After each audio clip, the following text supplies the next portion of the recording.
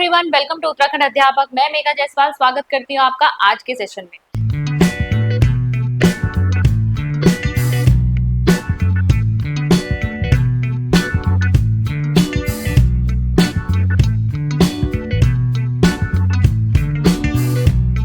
तो इससे पहले वाले लेक्चर में हमने पढ़ा था बिहेवियरिज्म, ठीक है, यानी व्यवहारवाद।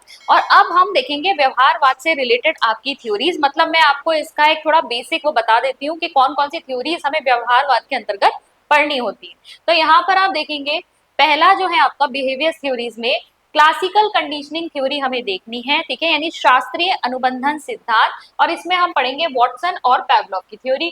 तो यहाँ पर जब आप वॉटसन की बात करते हैं तो वॉटसन को हम क्या मानते हैं, ये व्यवहारवाद के जनक यानी फादर ऑफ बिहेवियरिस्ट थ्योरीज भी हैं। वॉटसन ने देखिए बिहेवियरिज्म को कैसे देखा, इनके अनुसार मतलब लर्निंग जो है वो क्या है, ये कनेक्शन या एसोसिएशन है between stimulus and response. Stimulus और रिस्पॉन्स के बीच में जब हम कनेक्शन बनाते हैं उसी को इन्होंने कहा ये लर्निंग होती है, ठीक है, अनुबंधन जिसे हम कहेंगे। अब ये जो यहाँ पर कनेक्शन हम करवा रहे हैं इसके लिए इन्होंने यहाँ पर एक्सपेरिमेंट भी किया था। एक्सपेरिमेंट किया था इन्होंने एक छोटे बच्चे यानी यंग एल्बर्ट के ऊपर। और इस छोटे बच्चों को आप पिक्चर में देख सकते हैं, इसके सामने एक सफेद कलर का रैट आता है, कई बुक्स में आपको रैबिट भी मिल जाएगा, लेकिन यहाँ पर एक सफेद कलर का रैट जब इसके सामने आया और पीछे से उसी समय क्या किया गया, एक लाउड बैंग टाइप की बजाई गई। बच्चे जो होते हैं उनके ईयर सेंसिटिव होते हैं, तो यहाँ पर जैसे ही ये लाउड बैंग बजती है बच्चा एकदम से घबरा जाता है, डर जाता है। ये चीज बार बार की जाए कि चूहा इसके सामने आया पीछे से एक बहुत तेज साउंड बजाई जाए जिससे बच्चा डर जाए, तो धीरे धीरे अगर बार बार ये होगा, एक बार एक पॉइंट पर ऐसा हो जाएगा कि बच्चा जो है चूहे के अपीयर होने से ही घबराने लगेगा, ठीक है। अगर आप साउंड ना भी बजाएं तो चूहा जैसे ही अपीयर होगा बच्चा जो है उसे देखकर ही डर जाएगा। तो ये इन्होंने क्या करवाई, ये इन्होंने कंडीशनिंग करवाई, ठीक है, इन्होंने कंडीशनिंग जिसे हम हिंदी में कहते हैं अनुबंधन किया इन्होंने स्टिमुलस और रिस्पॉन्स पे। यहाँ स्टिमुलस कौन है, स्टिमुलस है ये रैट, और रिस्पॉन्स क्या आ रहा है, बच्चे का डरना, ठीक है। अब यहाँ पर देखिए ये बिफोर कंडीशनिंग की बात हो रही है, इसी को आपने ऐसे दिखा हुआ है, before conditioning, during conditioning, after conditioning. Before conditioning अगर हम देखेंगे, रैट जो है, व्हाइट रैट एक न्यूट्रल स्टिमुलस है, मतलब इसे देखकर बच्चे में कोई ऐसा कोई रिएक्शन नहीं आ रहा, नो फियर। और यहाँ पर अगर हम देखें, अगर ये लाउड बैंग बजाई जा रही है तो नेचुरल रिफ्लेक्स बच्चा वैसे भी डर जाता। अब ड्यूरिंग कंडीशनिंग क्या किया जा रहा है, इसको इसके साथ प्रेजेंट किया जा रहा है, यानी कि व्हाइट रैट लाए गए और इसके सामने जो है लाउड बैंग बजाई गई, तो बच्चे का रिस्पॉन्स क्या आया, फियर का, घबरा गया, रोने लग गया। एक टाइम ऐसा आएगा आफ्टर कंडीशनिंग, जब बच्चे की लर्निंग हो जाएगी, ये जो कंडीशनिंग हमने करवाई इसका मतलब अब यहाँ पे बच्चे की लर्निंग हो गई है कि किसी पर्टिकुलर स्टिमुलस के प्रति क्या रिस्पॉन्स आना चाहिए। तो यहाँ पर नेचुरल स्टिमुलस व्हाइट रैट जब आया तो उसी को देखकर बच्चे के अंदर फियर आ गया, बच्चा रोने लग गया, ठीक है, ये कंडीशनिंग के बाद की स्थिति है। यहीं पर अगर हम पैवलॉव की क्लासिकल कंडीशनिंग की बात करेंगे, पैवलॉव की क्लासिकल कंडीशनिंग थ्योरी को एसोसिएटिव थ्योरी भी कहा जाता है। इन्होंने भी बात किसकी की है, लर्निंग क्या है, फॉर्मेशन ऑफ कंडीशन रिफ्लेक्सेस। देखिए चाहे हम वॉटसन की बात करें चाहे हम पैवलॉव की बात करें, ज्यादातर यहाँ पर जो बात हो रही है वो किसकी हो रही है, रिफ्लेक्स एक्शंस की हो रही है, ठीक है, रिफ्लेक्स एक्शंस। अब यहाँ पर देखिए हैबिट फॉर्मेशन करवा रहे हैं हम, लर्निंग का मतलब इन्होंने कहा है हैबिट फॉर्मेशन। इन्होंने एक्सपेरिमेंट किस पे किया था, डॉग पर एक्सपेरिमेंट किया था। तो यहाँ पर देखिए अनकंडीशन रिस्पॉन्स क्या था, फूड जो है, यहाँ पर फूड को देखकर ऑब्वियसली डॉग क्या करेगा, सेलिब्रेट करेगा, उसके मुंह से लार टपकने लगेगी। और यहाँ पर अगर बेल बजती है तो यहाँ पर जो डॉग है उसका रिस्पॉन्स क्या आएगा, या तो वो अलर्ट हो जाएगा या कोई रिएक्शन नहीं देगा। तो ये है बिफोर कंडीशनिंग की स्थिति। ड्यूरिंग कंडीशनिंग क्या किया गया, अगेन दोनों चीजों को साथ में प्रेजेंट किया गया है। तो पहले क्या कर रहे हैं, बेल बजा रहे हैं, और उसके बाद कुत्ते के सामने जो है फूड प्रेजेंट किया जा रहा है, तो डॉग जो है सेलिब्रेट करना शुरू कर देता है। अभी ये अनकंडीशन रिस्पॉन्स है, बेल बजाई, फूड प्रेजेंट किया, डॉग ने सेलिब्रेट किया। ये चीज अगर बार बार की जाए तो कुत्ता जो है एक टाइम ऐसा आएगा जो बेल की साउंड पर ही सेलिब्रेट करना शुरू कर देगा, ठीक है, ये कंडीशन रिस्पॉन्स हो गया। आफ्टर कंडीशनिंग हमने देखा उसकी लर्निंग हो गई कि भाई बेल बजेगी उसके बाद मुझे फूड मिलेगा, तो वो बेल पर ही सेलिब्रेट करना शुरू कर देता है। ये है आपकी क्लासिकल कंडीशनिंग का जो एक्सपेरिमेंट पावलोव ने किया, ठीक है, इसी को हमने देखा यहाँ पर, इसको मैं ज्यादा एक्सप्लेन नहीं करती। अब देखिए इसके बेसिस पर ये जो हमने क्लासिकल कंडीशनिंग पढ़ी, कुछ प्रिंसिपल्स आपके दिए गए हैं, उसे आपको पता होना चाहिए। पहला है आपका एक्विजिशन, जिसे हम कहते हैं अधिग्रहण। ये जो डॉग के केस में हमने देखा कि कुत्ता जो है बेल पर सेलिब्रेट कर रहा था, या फिर यंग एल्बर्ट के केस में हमने देखा व्हाइट रैट को देखकर बच्चा जो है डर गया। ये जो रिस्पॉन्स आया है, जो हमने कंडीशनिंग की है, जिसके बाद हमने बच्चे को सिखाया है इस स्टिमुलस पे ये रिएक्शन देना है, यही क्या है, अधिग्रहण। जब ये कंडीशनिंग हो गई, लर्निंग हो गई, इस लर्निंग को क्या कहेंगे, अधिग्रहण। वो रिस्पॉन्स जो है बच्चे ने या फिर किसी भी ऑर्गेनिज्म ने सीख लिया। ठीक है, नेक्स्ट है आपका एक्सटिंक्शन, विलुप्त होना। ठीक है, विलुप्त होना, अगर हम इस डॉग वाले केस में ही देखें कि आपका कई बार ऐसा किया जाए, कंडीशनिंग होने के बाद अगर ऐसा किया जाए कि बेल बजाई जाए लेकिन फूड प्रेजेंट ना किया जाए, तो कुछ समय बाद डॉग का वो जो लर्निंग थी, वो जो कंडीशनिंग थी, वो खत्म हो जाएगी। कहने का अर्थ है कि अब जो है डॉग बेल की आवाज पर सेलिब्रेट नहीं करेगा। ठीक है, कब, जब आप बेल के बाद अगर फूड प्रेजेंट नहीं करेंगे बहुत समय तक, ऐसा ही चलता रहेगा, तो फिर कुत्ता जो है बेल की आवाज पे सेलिब्रेट करना बंद कर देगा। मतलब जो आपने सिखाया था अब वो क्या हो जाएगा, विलुप्त हो जाएगा, एक्सटिंक्ट हो जाएगा। इसके बाद आता है तीसरा, स्पॉन्टेनियस रिकवरी। मान लीजिए डॉग में वो सैलिवेशन का कंडीशन रिफ्लेक्स जो है वो अब एक्सटिंक्ट हो चुका है, लेकिन कुछ महीनों बाद या कुछ सालों बाद अचानक से फिर से डॉग जो है बेल की आवाज पे सेलिब्रेट कर दे, ठीक है, अचानक, तो ये क्या हो जाएगा, स्पॉन्टेनियस रिकवरी, यानी सहज पुनः प्राप्ति। अचानक उसे वो उस कंडीशन की जो रिफ्लेक्स था उसकी याद आ गई और उसने वो वहां पर प्रेजेंट कर दिया। फिर देखिए है आपका है स्टिमुलस जनरलाइजेशन, यानी उत्तेजना या उद्दीपन सामान्यीकरण। उद्दीपन सामान्यीकरण मतलब हम किसी एक ऑब्जेक्ट के प्रति या एक स्टिमुलस के प्रति जो है ऑर्गेनिज्म की लर्निंग करवा रहे हैं या उसकी कंडीशनिंग करवा रहे हैं, लेकिन उसने उससे मिलते जुलते सभी स्टिमुलस का सामान्यीकरण कर दिया। जैसे यंग एल्बर्ट के केस में देखें तो हमने व्हाइट रैट को देखकर बच्चे के अंदर फियर का रिस्पॉन्स कंडीशन करवाया था। अब क्या होगा, बच्चे के सामने व्हाइट रैट या व्हाइट फरी चीज कोई भी आ जाए, व्हाइट कलर का टेडी बियर आ जाए, व्हाइट कलर का खरगोश आ जाए, कुछ भी व्हाइट कलर का अगर उसे दिखाई दे रहा है तो उसको देखकर भी उसके अंदर रोने का रिस्पॉन्स आ रहा है। यानी उसने क्या करा, उद्दीपन का सामान्यीकरण कर दिया। जिस रैट, व्हाइट कलर के रैट के प्रति हमने उसके अंदर रिस्पॉन्स जो है कंडीशन करवाया था, उसने उसके जैसी दिखने वाली हर चीज के प्रति वैसा ही रिस्पॉन्स देना शुरू कर दिया। तो ये है स्टिमुलस जनरलाइजेशन। स्टिमुलस डिस्क्रिमिनेशन क्या होता है, जब ऑर्गेनिज्म कंडीशन की हुई चीज को विभेद कर सकता है। कहने का मतलब है जैसे अगर डॉग है, डॉग की आपने बेल के ऊपर सैलिवेशन की कंडीशनिंग करवाई है, लेकिन डॉग डिफरेंशिएट करना जानता है। डोरबेल की बेल अलग होती है, टेलीफोन की जो बेल होती है वो अलग होती है। आप देखेंगे किसी भी ऑर्गेनिज्म का जो रिस्पॉन्स होता है वो अलग अलग तरह की साउंड में अलग अलग तरीके का आता है। आपके घर में अगर पेट है तो वो डोरबेल की साउंड पे अलग तरह से रिएक्ट करेगा, फोन की बेल पे अलग तरह से साउंड पे रिएक्ट करेगा। तो ये क्या है, स्टिमुलस डिस्क्रिमिनेशन। वो विभेद कर पा रहा है, अलग अलग कर पा रहा है कि कौन सी चीज के ऊपर क्या रिस्पॉन्स देना है। दिस इज आपका स्टिमुलस डिस्क्रिमिनेशन या उद्दीपन विभेदीकरण। नेक्स्ट देखेंगे आपका एजुकेशनल इंप्लीकेशन क्या है इस थ्योरी के। तो देखो, theory of reward and punishment, basically इससे हमें पता चल रहा है कि हम किस तरीके से रिवॉर्ड या पनिशमेंट देकर बच्चे के अंदर हैबिट डेवलप कर सकते हैं। जो यंग एल्बर्ट वाला केस था जिसमें व्हाइट रैट को देखकर जब बच्चे के अंदर फियर यहाँ पर आ रहा था, उसको रिवर्स करने की भी कोशिश की गई थी। उसमें बाद में वॉटसन ने क्या किया था, व्हाइट रैट जैसे ही बच्चे के सामने आ रहा था उसके बाद उसने चॉकलेट देनी शुरू करी। ठीक है, तो यहाँ पर हर बार व्हाइट रैट के आने के बाद जब बच्चे को चॉकलेट मिल रही थी तो अब उसने व्हाइट रैट से डरना बंद कर दिया, और अब वो व्हाइट रैट जब भी आ रहा था उससे देखकर वो खुश हो रहा था। क्यों, क्योंकि अब उसके बाद उसे पता है उसको चॉकलेट मिलेगी। तो यहाँ पर आप रिवॉर्ड या पनिशमेंट देकर किसी भी तरह का रिस्पॉन्स जो है वो ऑर्गेनिज्म से निकलवा सकते हैं या फिर उसकी कंडीशनिंग करवा सकते हैं। देन यूजफुल होता है ये लैंग्वेज लर्निंग में, भाषा सीखने में। फिर है आपका डेवलपमेंट ऑफ एटीट्यूड्स। ठीक है, किस चीज के प्रति किस तरीके का दृष्टिकोण आपको बनवाना है वो आप करवा सकते हैं इसमें, इस थ्योरी के अकॉर्डिंग। हेल्पफुल होता है ये एडजस्टमेंट में। फिर है आपका, आप ऑडियो विजुअल एड्स यूज करके जो है, क्योंकि आप क्या करते हो, सिंबल्स को आप ऑब्जेक्ट्स के साथ या फिर उनकी पिक्चर्स के साथ कनेक्ट करके जब बच्चे को पढ़ाते हो तो बच्चा जो है उसको ज्यादा अच्छे से समझ पाता है। फिर है useful for emotional unstable, emotionally unstable children. तो इमोशनली अनस्टेबल चिल्ड्रन को ज्यादातर आपको क्या कराना होता है, उनके रिफ्लेक्स एक्शंस की ही ट्रेनिंग करवानी होती है। तो ये थ्योरी कहीं ना कहीं अच्छी रहती है उनको सिखाने के लिए। लेकिन इसमें क्रिटिसिज्म क्या है? क्रिटिसिज्म ये है कि पैवलोव की थ्योरी, बल्कि हम वॉटसन की थ्योरी की भी बात करें तो वो सिर्फ किसकी बात कर रही है, स्टिमुलस और रिस्पॉन्स और ज्यादातर रिफ्लेक्स एक्शंस की बात कर रही है। जबकि लर्निंग हम जानते हैं एक एक्टिव प्रोसेस है, जरूरी नहीं है आपको स्टिमुलस और रिस्पॉन्स देकर ही हर चीज की लर्निंग करवाओगे। सारी लर्निंग इस तरीके से कंडीशनिंग के थ्रू नहीं करवाई जा सकती, ठीक है।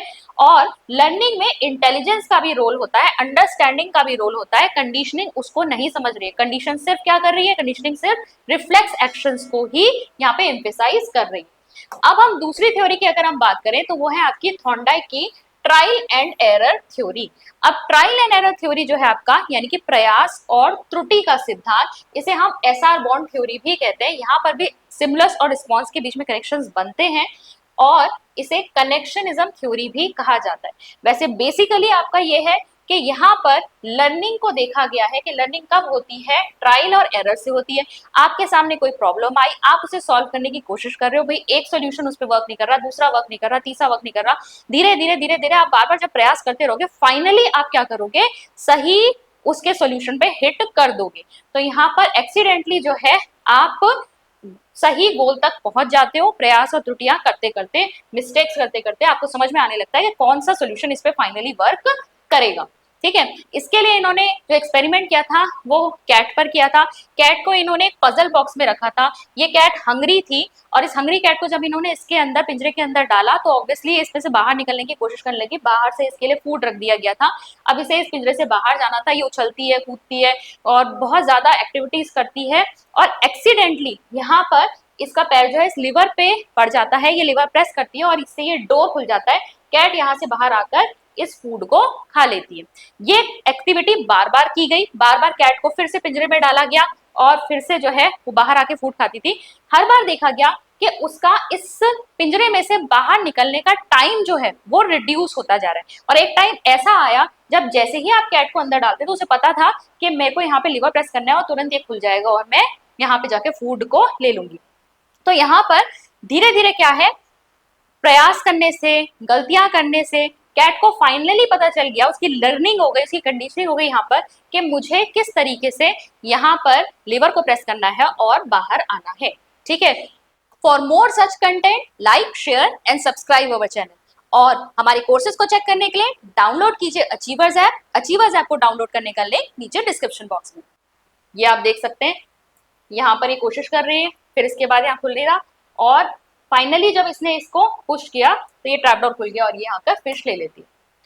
अब देखिए कुछ लॉज जो है आपके थॉर्नडाइक ने दिए थे।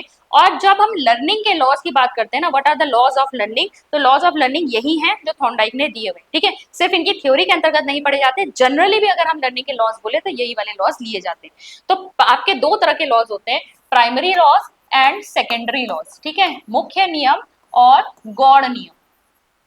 तो यहाँ पर सबसे पहले हम देखेंगे प्राइमरी लॉज। प्राइमरी लॉज आपके तीन हैं। पहला है आपका लॉ ऑफ रेडीनेस यानी तत्परता का नियम। आप तब तक किसी को कुछ नहीं सिखा सकते जब तक वो सीखने के लिए खुद से तैयार नहीं है। अगर आप इस एक्सपेरिमेंट में भी देखें, अगर ये बिल्ली यहाँ से खुद से निकलने के लिए रेडी ना हो तो आप कैसे इससे लीवर प्रेस करवाओगे? जब खुद से इसके अंदर इच्छा नहीं होगी कि मुझे इस पिंजरे से बाहर निकलना है, तो आप तभी सिखा सकते हो किसी ऑर्गेनिज्म को जब वो रेडी हो सीखने के लिए। सेकेंड है आपका लॉ ऑफ एक्सरसाइज यानी अभ्यास का नियम। तो यहाँ लॉ ऑफ एक्सरसाइज जो है उसको दो भागों में फिर से बांटा गया है, which is law of use and law of disuse. तो बेसिकली आपको जो भी रिस्पॉन्स आपको सिखाना है या कोई भी लर्निंग को अगर आपको पक्का करना है किसी ऑर्गेनिज्म के अंदर, किसी इंडिविजुअल के अंदर, तो आप उसकी बार बार प्रैक्टिस करवाओगे। और अगर आप चाहते हो कि कोई गलत चीज बच्चे को आ गई है या कोई गलत हैबिट उसे फॉर्म कर ली है, अगर आप चाहते हो कि वो छोड़ दे उसे, तो आप उसकी प्रैक्टिस उसे मत करने दो, आप उसे वो काम करने से रोकोगे। तो यहाँ पर क्या है, लॉ ऑफ एक्सरसाइज यही कहता है कि जिस लर्निंग का आपको सुदृढ़ीकरण कराना है उसको आप बार बार प्रैक्टिस करवाओगे, बार बार यूज करवाओगे, और जिसको आपको छुड़वाना है उसको आप डिसयूज यानी कि आप उसे छुड़वाने की कोशिश करोगे। आप जब भी वो बच्चा वो करेगा आप उसे रोकोगे, ठीक है, उसे नहीं करने दोगे। तीसरा है इनका लॉ ऑफ इफेक्ट यानी प्रभाव का नियम। तो कोई एक्शन दोबारा दोहराया जाएगा या नहीं ये डिपेंड करता है उस काम के प्रभाव पर, इफेक्ट पर।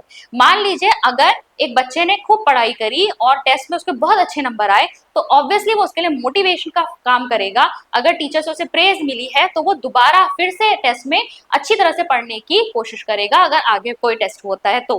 ठीक है, तो यहाँ पर लॉ ऑफ इफेक्ट क्या बताता है कि आप किसी काम को दोहराएंगे या नहीं, ये डिपेंड करता है कि आपको उसका इफेक्ट या प्रभाव क्या देखने को मिला है। ठीक है, फिर आते हैं आपके गौड़ नियम यानी कि सेकेंडरी लॉज।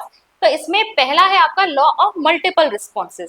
जब भी कोई इंडिविजुअल को प्रॉब्लम को सॉल्व करने की कोशिश करता है तो वो किसी एक सॉल्यूशन पे हिट नहीं करता, वो बहुत सारे सॉल्यूशंस ट्राई करता है। यहाँ पर अगर बिल्ली के केस में भी देखें तो ऐसा तो नहीं है कि उसने बस वो एक बार कोशिश की और बैठ गई, उसने मल्टीपल टाइम हर तरह से कोशिश करी और फाइनली जाकर उसका पैर लिवर पे हिट किया है।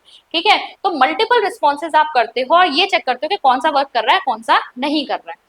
दूसरा है आपका लॉ ऑफ एटीट्यूड। कोई भी प्रॉब्लम सॉल्व करते वक्त जब तक आपका दृष्टिकोण ये नहीं हो कि मुझे आज इतना करना है या मुझे इस प्रॉब्लम को सॉल्व करना है, तब तक आप उसमें अचीव कर ही नहीं सकते कुछ। अगर सचिन तेंदुलकर जो है स्टेडियम पे खेलने के लिए निकल रहा है, वो दिमाग में ना सोचे कि आज मुझे सेंचुरी बनानी है, तो वो तो स्कोर कर ही नहीं पाएगा।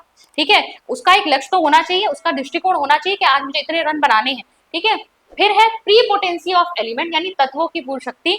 किसी भी प्रॉब्लम में से आप क्या करने की कोशिश करते हो, हमेशा उसके महत्वपूर्ण तत्वों को आप देखते हो, उसी के ऊपर। कोई भी प्रॉब्लम आपके सामने होना तो जरूरी नहीं है कि उसके पूरे को समझना जरूरी है, उसमें से जो इंपॉर्टेंट एलिमेंट्स है उनके ऊपर फोकस करना होता है ताकि आप उसके सॉल्यूशन तक पहुंच सको।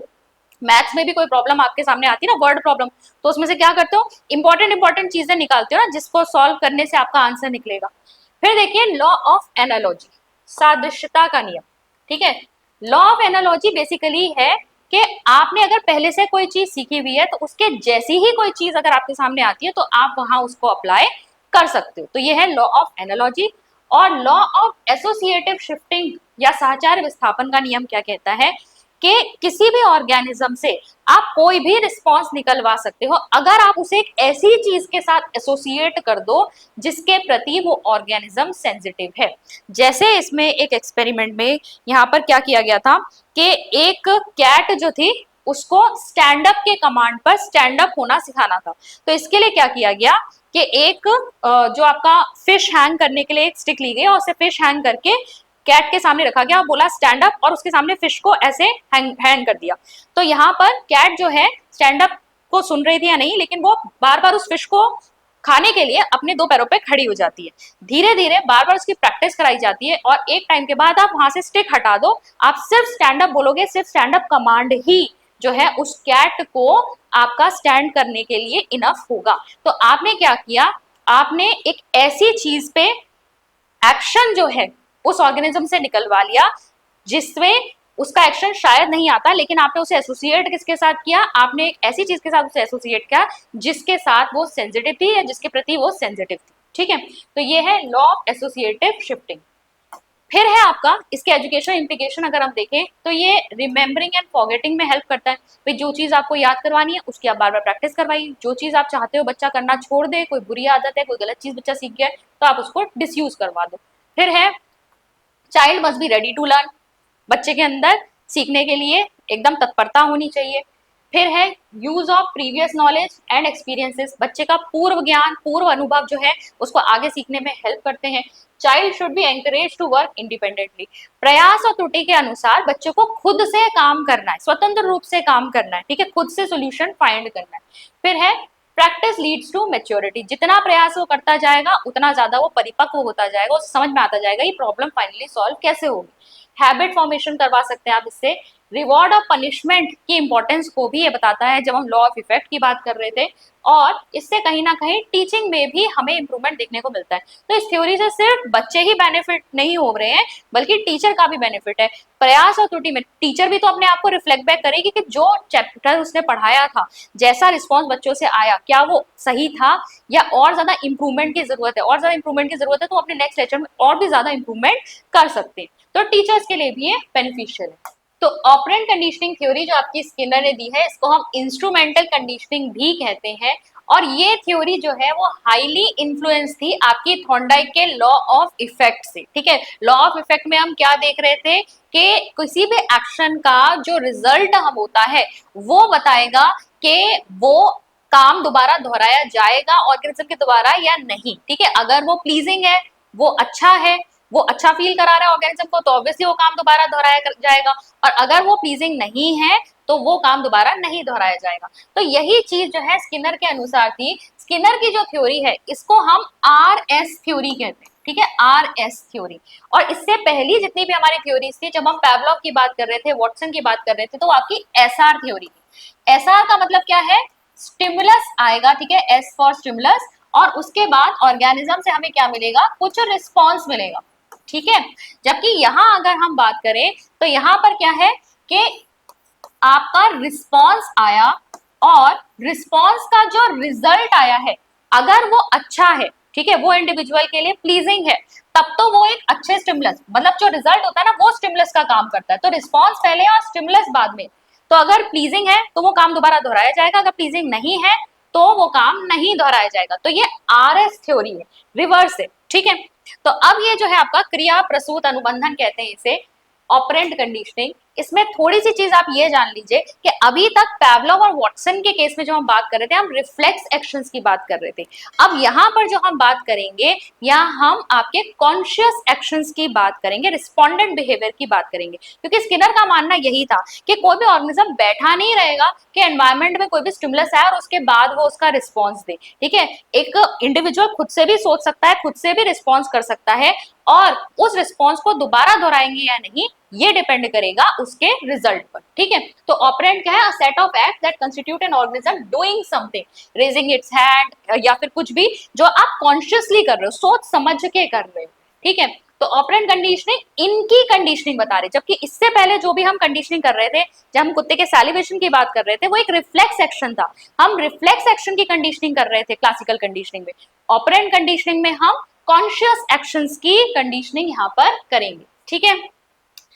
यहाँ पर रीइंफोर्समेंट या रीइंफोर्सर क्या होता है, ये एक ऐसा स्टिमुलस है जिसकी प्रेजेंटेशन या रिमूवल किसी भी एक्शन की रिपीटिशन को या रिकरेंस को बताएगी, ठीक है। फिर देखते हैं स्किनर का एक्सपेरिमेंट, ठीक है। तो स्किनर का ये जो एक्सपेरिमेंट है, इन्होंने क्या किया था, इन्होंने एक स्किनर बॉक्स बनाया था और एक्सपेरिमेंट इन्होंने किया था रैट के ऊपर, ठीक है। तो रैट के केस में इन्होंने क्या किया कि यहाँ पर एक पूरा बॉक्स बनाया, उसमें एक पूरा सिस्टम था, ग्रिड सिस्टम था यहाँ पर नीचे, और यहाँ 2 लीवर लगे हुए थे। मतलब यहाँ अगर एक लीवर है उसे प्रेस करने से यहाँ पर जो फूड पैलेट है उसमें कुछ फूड के टुकड़े या फिर कुछ वाटर ड्रॉपलेट्स आएंगी, और दूसरा लीवर अगर प्रेस करेंगे तो यहाँ पर ये जो ग्रिड सिस्टम बना हुआ था इससे जो है चूहे को इलेक्ट्रिक शॉक लगेगा, ठीक है।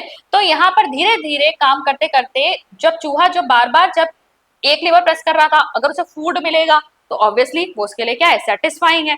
और अगर मान लीजिए कोई लीवर प्रेस करने से उसे इलेक्ट्रिक शॉक लगेगा तो ऑब्वियसली वो उसके लिए क्या है, डिसप्लीजिंग है। तो यहाँ पर धीरे धीरे रैट जो है फूड वाले या वाटर वाले लीवर को प्रेस करना सीख जाता है और इलेक्ट्रिक शॉक वाले लीवर को अवॉइड करना सीख जाता है। उसके अलावा और भी यहाँ पे मैकेनिज्म है कि साथ में जब लीवर प्रेस करता है, अगर फूड वाटर वाला करेगा तो ये वाला लाइट जलेगी, अगर इलेक्ट्रिक शॉक वाला हो तो ये वाली लाइट जलेगी, उसके साथ साउंड भी आएगी। लेकिन मेनली जो हमें समझना है वो यही है कि इफेक्ट किसका, कौन से एक्शन का क्या आ रहा था, उसके हिसाब से रैट की लर्निंग हुई, ठीक है। अगर फूड और वाटर मिल रहा है तो ऑब्वियसली उस लीवर को प्रेस करने की जो उसकी अक्रेंस है वो बढ़ जाएगी, और अगर किसी लीवर को प्रेस करने से उसको इलेक्ट्रिक शॉक लग रहा है तो ऑब्वियसली उसको अवॉइड करना शुरू कर देगा। तो यहाँ पर रैट की लर्निंग इस तरीके से होती है। फिर देखिए यहाँ पर है आपका रीइंफोर्समेंट या रीइंफोर्सर। तो रीइंफोर्समेंट एक चीज आप हमेशा ध्यान रखेंगे, रीइंफोर्समेंट जिसे हम पुनर्बलन कहते हैं, कभी भी चाहे वो दिया जाए, ठीक है, नेगेटिव हो या पॉजिटिव हो, हमेशा कोई भी एक्शन की जो प्रोबेबिलिटी है उसको इंक्रीज करता है, ठीक है, प्रोबेबिलिटी को इंक्रीज करता है, चाहे पॉजिटिव हो या नेगेटिव। देखो पॉजिटिव और नेगेटिव से मतलब यहाँ पर क्या है, पॉजिटिव का मतलब होता है देना, ठीक है, ऐसे याद करो उसे। मतलब बच्चे ने बहुत अच्छा काम किया, आपने उसे स्टार दे दिया, आपने उसे एक्सीलेंट दे दिया या गुड दे दिया, तो ये क्या है, उसके लिए पॉजिटिव रीइंफोर्समेंट है। नेगेटिव रीइंफोर्समेंट क्या होता है, अगर कोई अनप्लीजिंग सा जो आपका स्टिमुलस है वो रिमूव हो जाए आपके एक्शन से। जैसे कि आप जब कार में बैठते हो तो कार में अगर आप सीट बेल्ट ना लगाओ तो उसमें एक बीप बजने लगती है जो कि बहुत एनोइंग होती है, ठीक है। अगर आप जैसे ही अपना सीट बेल्ट लगा लोगे, वो एनोइंग नॉइज जो है वो बंद हो जाती है। तो ये क्या है, एक नेगेटिव रीइंफोर्समेंट है। ठीक है, एक चीज जो हट गई, एक डिसप्लीजिंग चीज जो हट गई है आपसे, आप वो एक्शन को दोहराएगी। कहने का मतलब है आप सीट बेल्ट क्यों लगा रहे हो, ताकि वो जो साउंड है वो बंद हो जाए। तो यहाँ पर कोई चीज दी नहीं गई है, कोई चीज रिमूव की गई है, हटाई गई है। ठीक है, और यहाँ पर उस चीज का हटाना आपके एक्शन की प्रोबेबिलिटी को इंक्रीज कर रहा है। तो यहाँ पर नेगेटिव का मतलब है लेना। ठीक है, यहाँ देने में आप इंडिविजुअल को वो चीज दे रहे हो, लेना में कोई कोई भी ऐसी चीज जो आपको पसंद नहीं आ रही वो चीज हटाई जा रही है, तो ये नेगेटिव रीइंफोर्समेंट हुआ। लेकिन दोनों ही केस में आपके एक्शन की प्रोबेबिलिटी इंक्रीज हो रही है। लेकिन अगर हम पनिशमेंट की बात करें, तो पनिशमेंट के केस में क्या होता है, हमेशा किसी एक्शन की प्रोबेबिलिटी को डिक्रीज किया जाता है। अब पॉजिटिव और नेगेटिव पनिशमेंट क्या है, आप कहेंगे भी पॉजिटिव पनिशमेंट क्या हो सकती है, नेगेटिव क्या हो सकती है। अगेन वही आंसर है, पॉजिटिव मतलब देना, नेगेटिव मतलब लेना।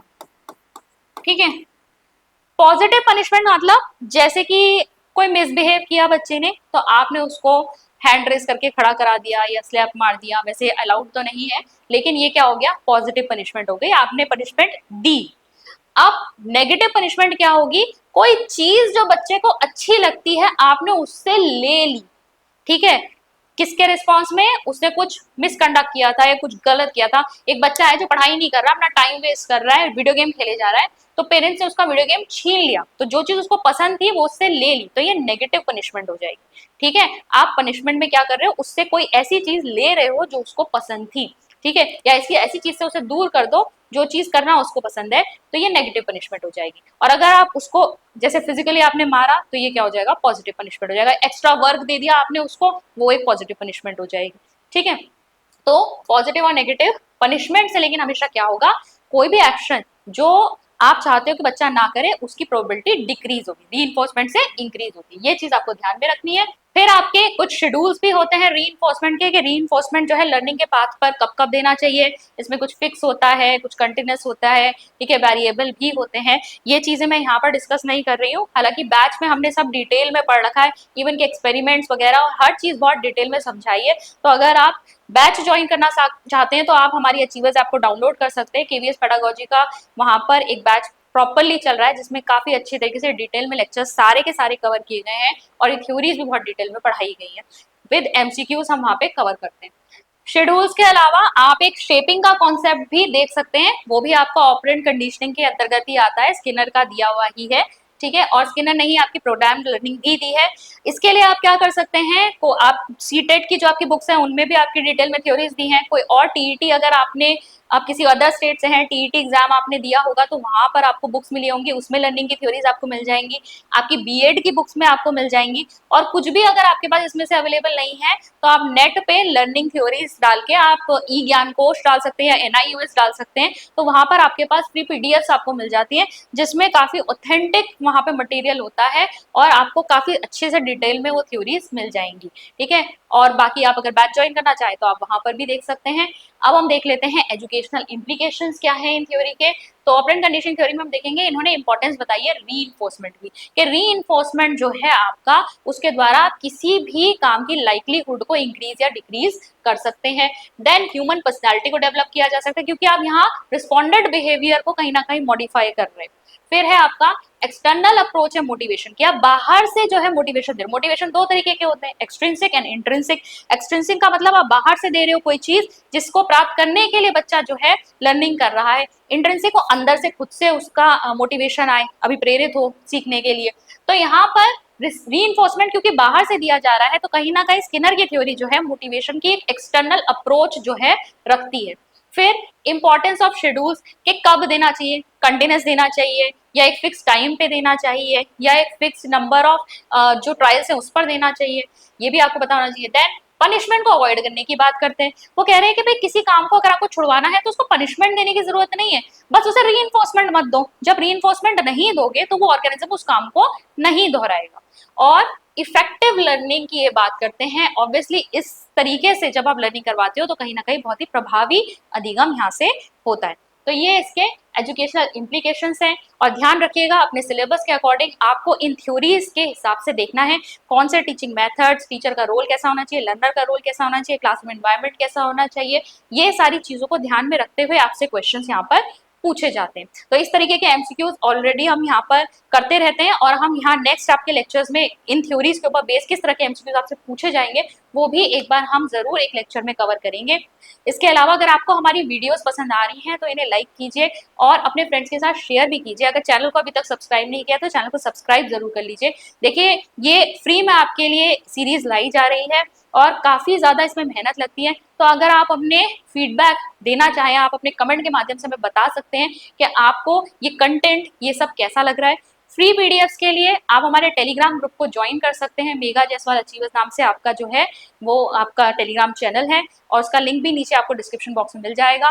कोर्स अगर आप परचेज करना चाहते हैं तो हमारी अचीवर्स ऐप को डाउनलोड कर सकते हैं। डाउनलोड करने का लिंक भी नीचे डिस्क्रिप्शन बॉक्स में। तो आई होप आपको आज की वीडियो अच्छी लगी हो। मैं मिलती हूँ आपसे नेक्स्ट वीडियो में। Thank you.